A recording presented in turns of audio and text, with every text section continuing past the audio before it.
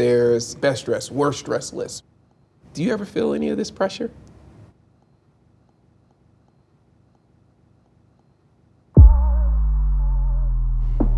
Ironically, no. Maybe it is ornate conceit, but I look on there to confirm that y'all already know what I did slabs. Right. Best dressed, the worst dressed. I'm not too familiar with the latter. I would know. Don't know that sensation. Welcome to Meetings That Changed My Life, where I sit down with creative pairs to download on how they combine forces to make magic. On the agenda for today's meeting, I'm sitting down with fashion and celebrity stylists Wayman and Micah. We're going to talk about the span of their 10-year collaboration, how fashion is evolving, and their favorite styling moments along the way. I'm your host, Bimma, and this meeting is now in session.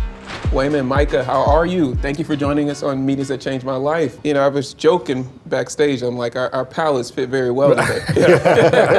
Right. We're like a trio. You know, because you are here, I feel like I have to ask you, what's been catching your eye in fashion as of late? Well, I think Micah and I, we love going places and sightseeing because we like to see individual street style from people. We're always intrigued by why someone puts a certain look together and what was their thought process about putting a look together. So we like to, we were out this past weekend and we went to a couple day parties, and it's just really cool to just eye watch, and look at people to see what they're wearing and how they put it together and see their confidence in it, how they accessorize things. So I think a lot of street style catches our attention. How do you view that differently from, I would say, maybe red carpet, right? So street style versus red carpet, what sticks out to you that's stands out as different?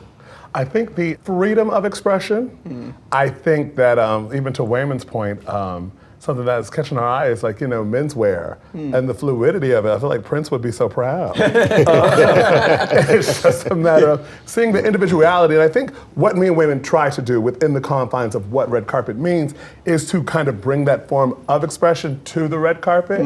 I think the distinction would be individuality. We also speak about the times where the Grammys at one point were what they were, and now even trying to make the wardrobe-wise or look-wise, the distinction between the Grammys and the Oscars is really kind of merged. Sports. The merge of fashion is really something. I mean, folks talk about it a lot now, where they're the athlete is the prominent figure when it comes to marketing and luxury brands. They're really looking at athletes as the centerpiece now. Okay, so take me into how you two met. Funny story, let's go. So it was a Friday night in Harlem. Okay. What year is this? Oh gosh, I don't know. I think at the time we were both 13, so it would. I don't remember the year, ironically and honestly. Okay. 08, 09? Okay, let's say 08, 09. So say, recession years? Yeah. Right before, actually, very much. Right, it would have been at the top of that, which it's funny, no one ever brought up that point, but the recession really threw us into what we are today. I guess you have, Uber and Wayman and Micah, just brilliant companies that came out of the recession. Came out of recession. But yeah, that's a really good point. Okay. So Friday night in Harlem, how house parties, New York, Harlem, even Brooklyn, they're like a thing. Yes. It was a mutual friend of ours. We didn't know each other at the time, but we both were friends of this friend. Was having a party in Harlem. And I came to the party with a friend of mine. Micah came to the party by himself. He was new to New York. He didn't have any friends. So he was just trying to, get out and have a good time. I had no friends. You saw him sneak that in. You'll get a few more in all of this. You gotta watch him. So then I'm off to the side or something, talking to someone else, and then my friend ended up talking to Micah. My friend comes up to me and he's like, "Oh, you guys should meet. You both are in fashion." To which and where do you because when somebody kind of push you up to meet somebody, it's kind of like. To which I overheard his response, which was, "I'm okay. I'm good on Friends, and this is a house party in Harlem. Everybody works in fashion." Oh my God. Oh my God. I don't think it was that harsh. Michael, was it that harsh?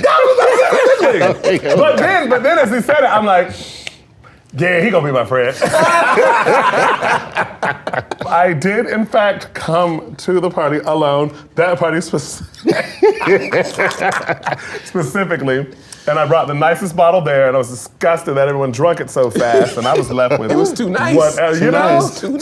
Newbie mistake. Still haven't learned. Still haven't learned. I'll be damned if I'm the one with the cheap bottle. Yeah, look. Yeah, I feel day. you on that. You know. I'd rather y'all drink it too fast than somebody then troll me for having the cheap one. Right, and I always Right. love an opportunity to judge. Yes.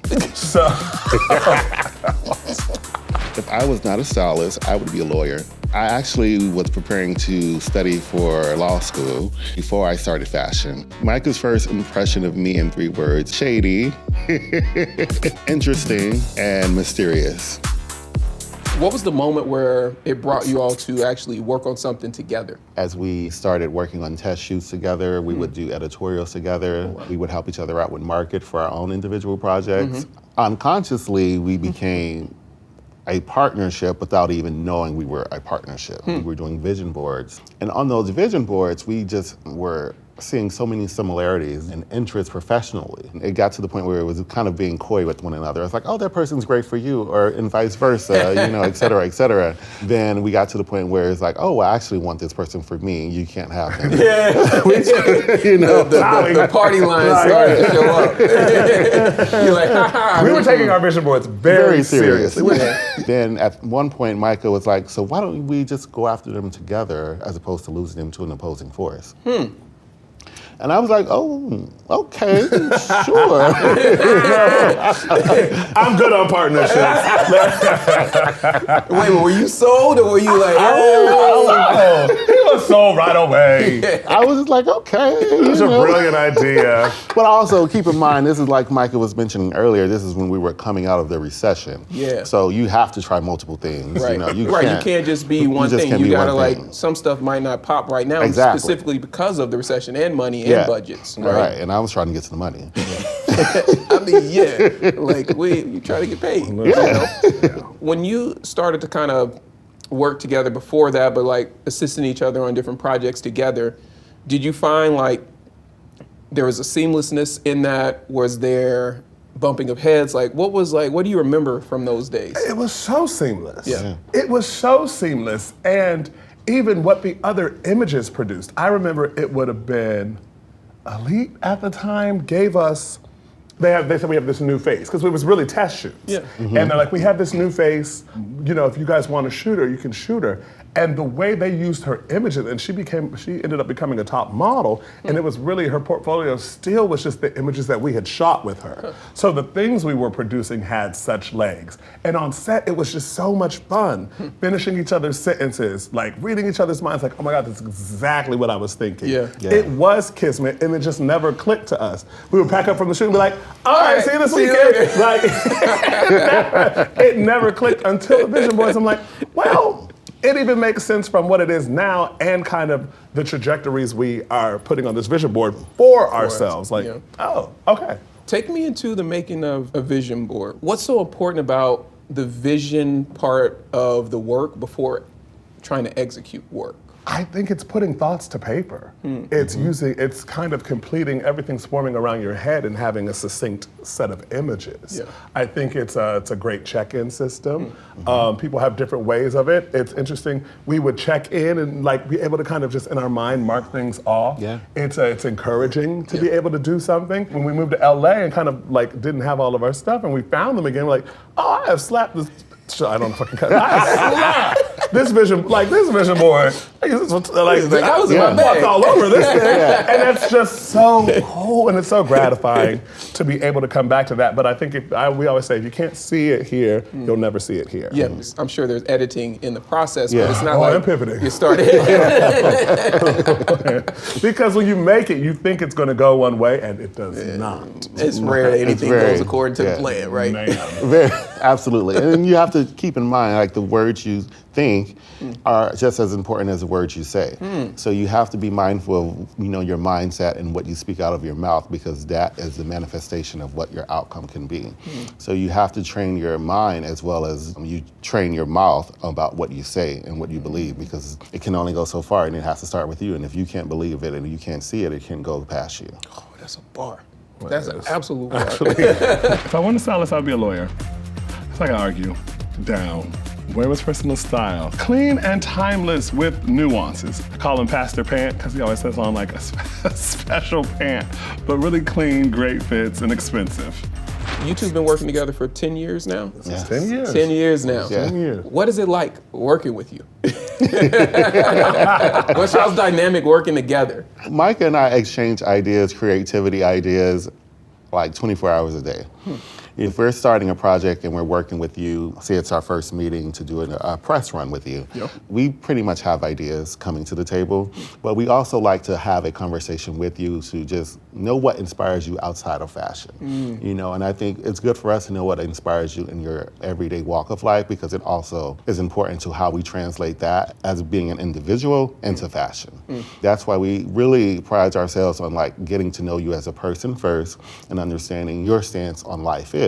And then we translate that into a creative space on like, how do we present that to the world in a fashion space and tell a story from there? What's like maybe the first phase of that once you like have the client? Mapping it out in communication above all. It's funny, I think Kareem Abdul-Jabbar was doing an interview one time, and the person interviewing him asked him, they said, what is the life equivalent to a three-point nothing but net shot? And he said one word, communication. Okay. He said communication is the biggest thing you can have in any aspect of your life, even more so a partnership. I think there is nothing Wayman and I do not talk about.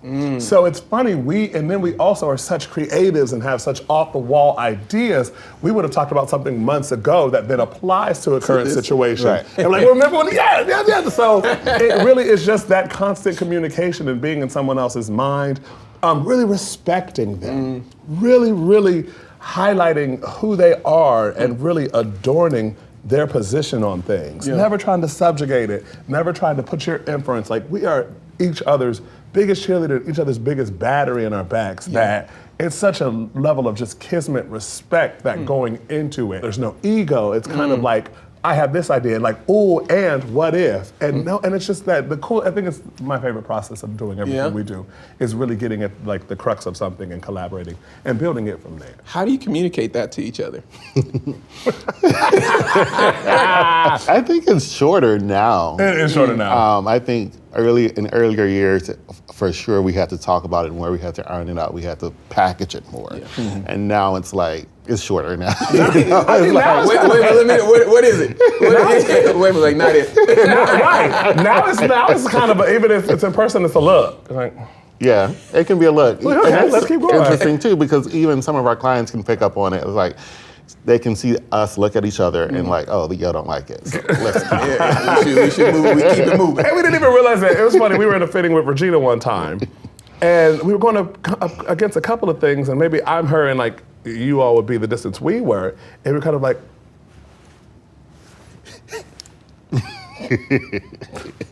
and she said, did I just watch two people You have did. a whole Didn't say a conversation single word. with eye contact? And I guess we didn't even realize it until she brought that That's to our attention. amazing. Like, oh yeah, because that's just kind of what we do. Mike, I'd love to know what you admire most about Wayman's creativity. The editing.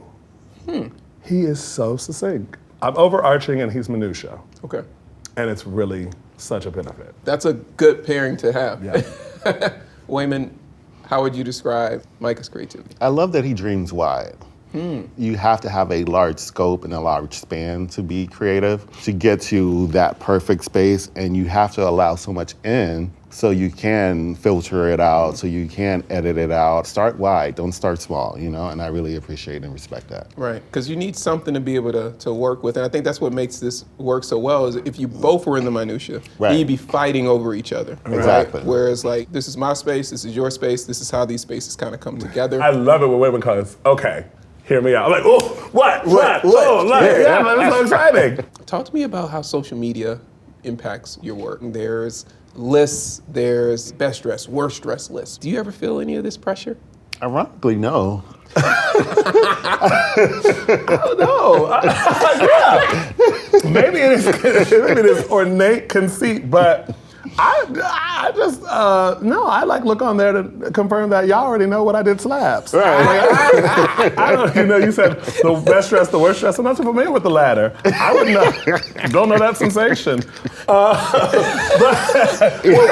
like the instant conversation. Like, I love social media because it is an instant, how do I say it? Not a gratification. I don't know. It's just nice. You do something, you create it, and it's the world's instantly. It's almost It's like it's there. no longer Yeah. yours. Yeah. And I think there's something so cool about that. And even like from the prom recreations to the people just running up to you anywhere and just be like, this meant so much to me. Like that was instant. Yeah. Like I think it's so special to just be able to get it out there and be like, it's y'all's now. It's yo. I'm not true. Yeah. Well, what about clients? They might feel differently. If it's like a more riskier look, and by the time they get to the carpet wearing that look, we have talked about it internally so much, they're more than confident. So by the time it gets to social media, it's regardless of what they're saying, they're in love with the look. Yeah. They're happy with what we created and collaborated on collectively. By the time it has arrived to the carpet, you know, everyone on board is seamless about it. And for us, love it or hate it, you can't deny the execution. If we are going to do something ornate, you have to just execute it to perfection. Yeah. Like we do take risks, but those risks are so calculated. Yeah. You think we NASA. Yeah. Like it's very, You think we that? like very. It's like if you turn that way and that goes that, that's going to photograph that way. Don't do that. So it's like always, like we love to be able to build that. Hollywood Reporter, top 10 stylists. What does that mean to you? For one, we've done the hard work, we put in the time, we put in the hours, and we've put in the vision, and we've put the vision out there as two Black men. We never thought that, you know, we would be on a platform that we're on, but we've done the work to be on that platform as well. So that's where the gratitude comes in, and we feel seen, we feel heard, we feel like we are changing the scope of what red carpet fashion looks like. We're inspiring a generation behind us and before us, you know? It encompasses all of those things and all of those thoughts. It's also very special for us personally because it's a validation as well to know that we can continue the journey we're on, and the journey that we are on is being impactful. To walk into a space that looked nothing like you, and you're the first of that kind, and then to be rewarded with the highest honor, it then kind of says like, okay, this has shifted. And after me, it'll look a little bit more like me. A little more like to be able to do that. To younger people who identify with both of your stories, what is the advice that you have for them as they begin to craft their own stories? Whatever you decide to do, be the best at it. Be an expert in that field, be able to talk about generations that came before you, kind of what your depiction of what you're doing will do for people after you. Know everything around that thing. Be the best at that thing. Make it incredible. Be incredible at that. And keep striving to get even better than that last set of incredible. Like just be an expert, know everything about it, and you will have excellence. Wayman, how about you? I would say it's very important for you to have your own dream and follow your own dream. Don't follow your friend's dream, your cousin's dream, your aunt's dream, your father or your mother's dream. Define your dream for you and what's passionate to you. You know, trust your gut, follow your heart, but make sure your dream that you want to live is defined by you. Wayman, Micah, this has been a very inspiring conversation. Thank you so much for joining us on Meetings That Changed My Life. I can't wait to see what happens next for the both of you. Thank you. Thank you for having us.